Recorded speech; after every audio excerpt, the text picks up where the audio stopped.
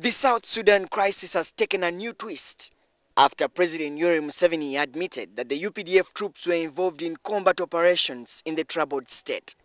Museveni, who was at the International Conference on the Great Lakes region in Angola, said only the other day the SPLA and elements of our army had a big battle with these rebel troops at a point 90 kilometers from Juba, where we inflicted a big defeat on them. Unfortunately, many lives were lost on the side of the rebels. Museveni's statement raises the country's stake in the ongoing crisis. Regional security expert David Purkol warns that this could water down the peace talks in the Ethiopian capital, Addis Ababa. But now, if you save Salva Kiir, and you again go ahead and completely demolish and annihilate Riek Machar group, then who will Kiir talk with? Who will he negotiate with? So it means Uganda will have actually undermined, devalued the efforts in Addis Ababa, because you will have rendered those efforts in Addis Ababa useless. Museveni also said, we also took casualties and also had some dead. By the evening of the 14th of January, the government of South Sudan, with the support from our troops, had regained control of Gemeza, and the SPLA troops on their own had gone ahead to Sudan safari.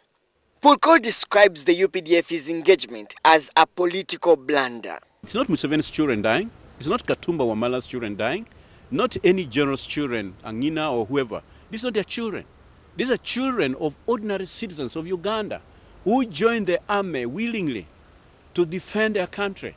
Now to be misused to support one side in the conflict and to die in a senseless war, a meaningless war. Experts also warn that Uganda should tread carefully in the South Sudan crisis, arguing that this puts the country's security at risk. As they wait for 2015 elections, should we, if the campaigns are free and fair, should Riek Machar happen to take the political leadership of Southern Sudan, this is going to cause a lot of security to the communities bordering Southern Sudan. And these communities are in northern Uganda.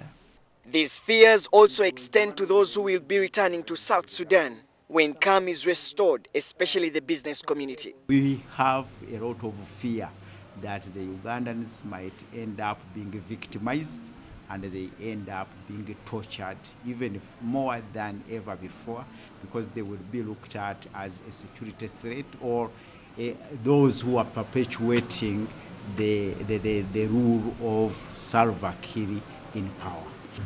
President Yoweri Museveni's latest revelation on the ongoing South Sudan crisis continues to spark debate across the political divide, with some regional security experts questioning the mandate under which the UPDF got involved in military combat operations in South Sudan.